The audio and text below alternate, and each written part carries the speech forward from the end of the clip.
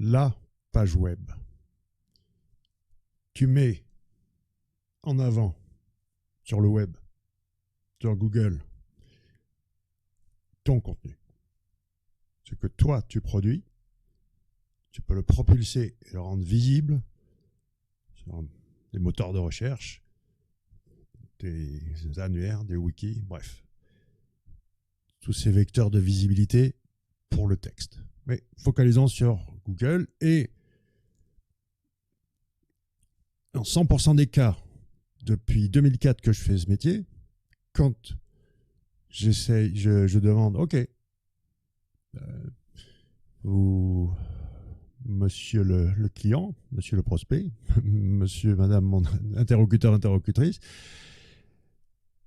vous proposez un produit, un service, et quelle est votre différence?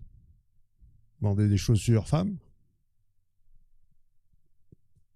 Qu'est-ce qui vous différencie des 100 premiers sur Google qui, eux aussi, vendent des chaussures pour les femmes? Et dans 100% des cas, quand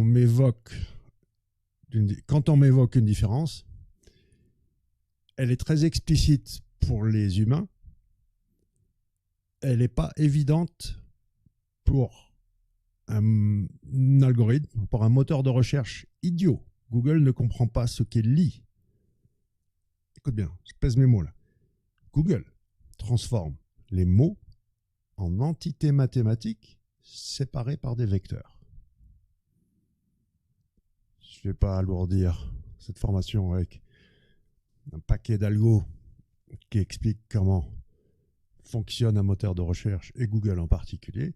Sache juste qu'il n'y a aucun mystère dans le fonctionnement de Google, quand c'est encore plus aujourd'hui même d'ailleurs. La boîte noire de Pandore est ouverte, le seul truc qu'on n'a pas, c'est les curseurs. Okay. Combien il faut de liens et comment pour avoir un PageRank de 5. Maintenant, les algorithmes du PageRank sont tout à fait publics et accessibles. La question, elle est, je parle à un robot qui s'appelle Google et comment je vais prouver ma pertinence au-delà, justement, des liens, okay, du PageRank, théorie du PageRank, et comment Google a redéfini. C'est ça le succès de Google. C'est avant Google, les moteurs lisaient les méta, même pas le titre. La balise title, ce n'est pas une méta. Et les méta, voilà, les moteurs n'exploraient pas les pages. Ils lisaient juste les méta. C'est dur, hein, le métier de crawler. Faut pas croire. Google a réussi l'exploit d'extraire le contenu, mais là où il a galéré, hein. Il est arrivé aujourd'hui à un niveau d'analyse, pas de compréhension, mais d'analyse du contenu qui est quand même assez forte.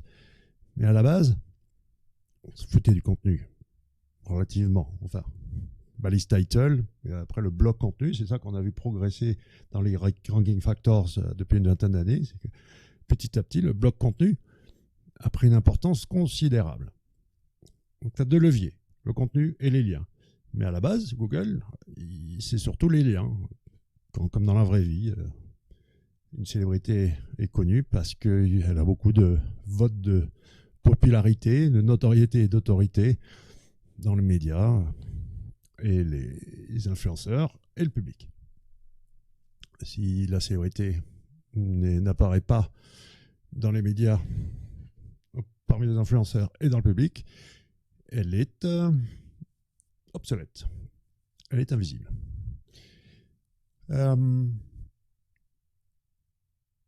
Dans ce sens, le contenu devrait être, je dis bien devrait être remarquable, afin de se faire remarquer. Et de manière classique, ok, tu produis quelque chose, tu embauches une attachée de presse et tu fais des relations de presse et idéalement enlevons attaché de presse et de manière très théorique, ce que tu produis est tellement remarquable que les journalistes ont envie d'en parler. C'est possible sans attaché de presse. Maintenant, comme un vendeur de liens, l'attaché de presse permet un petit peu de fluidifier les choses. Et dans ce monde où l'attention est clairement une denrée précieuse, attaché de presse permet quand même de cut through the noise, de passer au travers du bruit. Ok, donc les liens, très bien. Notre sujet pour un autre jour. Deuxième levier que tu possèdes, le contenu, l'URL, la page web. Donc, qu'est-ce qu'on va voir? Attends, sur le programme. Ok. Là, tout de suite après, c'est l'intro. Ensuite, on va plonger dans les fondamentaux. Après, ma petite recette de sémantique. Le cocon sémantique, c'est pas qu'une stratégie de maillage interne, c'est la même chose en dehors de l'URL. Hein. Rappelle-toi, le cocon sémantique, c'est tout est bien rangé sur la page, autour de la page à l'intérieur du site, et autour de la page à l'extérieur du site, off-site. Le fameux macro-branding au niveau de l'URL. Ensuite, EEAT. Les guidelines Google, guidelines pour les quality writers de Google ont d'abord été dévoilés de manière non officielle. Aujourd'hui, Google les file de manière officielle, mais est-ce que c'est pas plutôt un outil de propagande plutôt que vraiment les guidelines pour les quality writers?